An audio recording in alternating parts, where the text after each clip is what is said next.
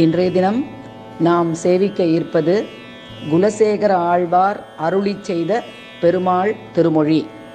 இந்த பெருமாள் திருமொழியில் அவர் திருவேங்கடத்தில் தான் பிறந்திட விரும்புவதை அழகாக 10 பாசுரங்களில் கூறுகிறார். அதை இன்று நாம் சேவிப்போம்.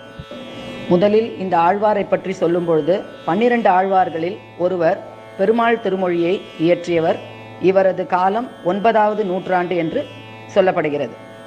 குலசேகர பெருமாள் என்றும் இவர் அழைக்கப்படுகிறார். திருவரங்கனையும் திருவேங்கடத்தானையும் திருக்கண்ணபுரம் பெருமாளையும் பற்றி இவர் பாடிய பாடல்கள் மொத்தம்